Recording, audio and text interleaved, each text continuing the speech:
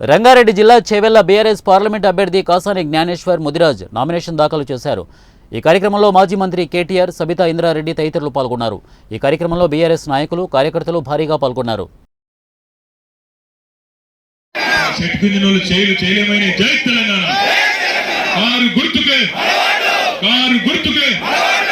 గౌరవనీయులు పెద్దలు చేవెళ్ల పార్లమెంట్ అభ్యర్థిగా కేసీఆర్ గారు ప్రతిపాదించి ఈరోజు మీ దగ్గరికి పంపితే మీ అందరి ఆశీర్వాదంతో, మీ అందరి ప్రేమతో మే 13 తర్వాత కాబోయే చేవెళ్ల పార్లమెంట్ సభ్యులు గౌరవనీయులు అన్న కాసాని జ్ఞానేశ్వర్ గారికి, గౌరవనీయులైన పెద్దలు మాజీ మంత్రి, మరి ఈరోజు మీ అందరికీ చేవెళ్ల చెల్లెమ్మగా సుపరిచితురాలైన మా అక్క, మా ఆడబిడ్డ గౌరవనీయులు పెద్దలు శ్రీమతి సబితా ఇంద్రారెడ్డి గారు, గౌరవ స్థానిక శాసనసభ్యులు సోదరులు అన్న ప్రకాష్ గౌడ్ గారు, గౌరవనీయులు శ్రీలింగంపల్లి శాసనసభ్యులు అన్న పెద్దలు శ్రీ ఆరికపూడి గాంధీ గారు, గౌరవనీయులైన చేవెళ్ల శాసనసభ్యులు అన్న శ్రీ కాళే యాదయ్య గారు, గౌరవనీయులు వికారాబాద్ మాజీ శాసనసభ్యులు డాక్టర్ మెతుకు ఆనంద్ గారు, పరిగి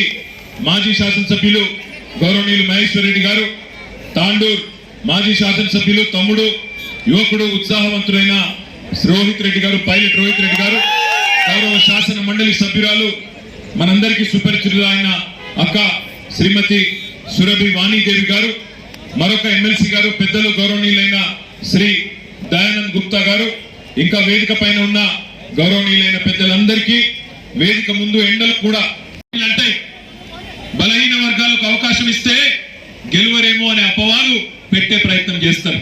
మరి అలా ఒక బలమైన నాయకుడు, బలహీన వర్గాల నాయకుడు కాదు, బలమైన నాయకుడు, బలహీన వర్గాలకు గొంతుకై నిలబడ్డ నాయకుడు చేవెళ్ల పార్లమెంట్ లో మీ ముందుకు కేసీఆర్ గారు పంపిస్తే కాసాని జ్ఞానేశ్వర్ గారు వచ్చారు. మరి బలహీన వర్గాలకు రాజ్యాధికారం కావాలి అనే మాట, అనే డిమాండ్ ఏదైతున్నదో అది నెరవేరాలి అంటే అవకాశం వచ్చిన ప్రతిసారి దాన్ని అందిపుచ్చుకోవాలి, గెలిపించి మన సత్తా, మన దమ్మేందో చెప్పి చూపెట్టాలనే మాట నేను మీకు విజ్ఞప్తి చేస్తా ఉన్నా. ఇంకొక మాట కూడా ఆలోచించమని కోరుతున్నా నేను. अगर तेलंगाना में आज अगर बीजेपी को रोकने का किसी में दम है तो सिर्फ और सिर्फ केसीआर साहब में और बीआरएस पार्टी में.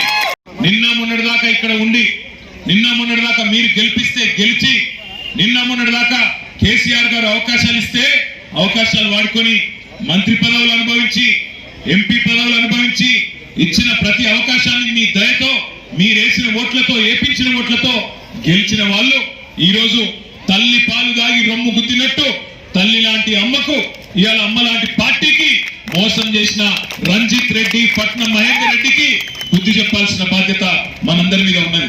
వాళ్ళ పార్టీకి కొంత కష్టకాలం రాగానే అధికారం పోయిందో లేదో వెంటనే జారుకునే ఎవరైతే పిరికి పందలున్నారో తప్పకుండా వాళ్ళకు బుద్ధి చెప్పాలి. బలహీన వర్గాలందరినీ, 93 కులాల బలహీన వర్గాలను ఐక్యం చేసిన బాహుబలి మన అన్న కాసాని జ్ఞానేశ్వర్. ఏం జరిగింది దేశానికి వీళ్ళ వల్ల ఆలోచించవలసిన అవసరం ఉన్నది. ఒక దిక్కేమో 100 రోజుల అబద్ధం, మరొక దిక్కేమో 10 ఏళ్ల నిజం మీ కళ్ళ ముంగట్నే ఉన్నది. కేసీఆర్ ఇచ్చిన రైతు బంధు మీ కళ్ళ ముంగట్నే ఉన్నది. కేసీఆర్ 12 లక్షల మందికి చేసిన, ఆడపిల్లలకు చేసిన పెళ్లిళ్లు మీ కళ్ళ ముందే ఉన్నాయి. 14 లక్షల మంది ఆడబిడ్డలకు ఇచ్చిన కేసీఆర్ కిట్లు మీద కళ్ళ ముంగట్నే ఉన్నాయి. 46 లక్షల మందికి ఆసరా పెన్షన్లు ఇచ్చి 200 నుంచి 2000 రూపాయలు చేసింది కూడా మీ కళ్ళ ముంగట్నే ఉన్నది. ఇట్లా చెప్తూ పోతే ఎన్నో కార్యక్రమాలు 10 ఏళ్లలో మనం చేసుకున్నాం. హైదరాబాద్ నగరాన్ని సర్వాంగ సుందరంగా తీర్చిదిద్దుకున్నాం.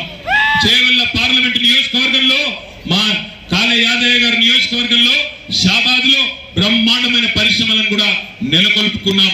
వికారాబాద్ ను జిల్లా చేసుకున్నాం.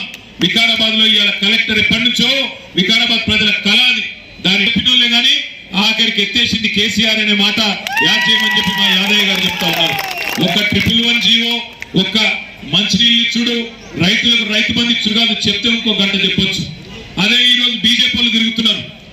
రేపు బీజేపీ ఓడిపోయినా కూడా రాముడు మంచిగానే ఉంటాడు, రామునికి ఏం కాదు, రామునికి ఏమి కాదు. బీజేపీ ఓడిపోయినా రామునికి ఏం ఫరక్ పడదు. నేను మిమ్మల్ని అందరినీ దండం పెట్టుకోలేదు ఒకటే, మతం పేరుతో రాజకీయం చేయడం, మతం అడ్డం పెట్టుకొని ఇవాళ ఓట్లు దండుకొని ఎంపీగా గెలవాలనే ప్రయత్నం చేస్తున్నా.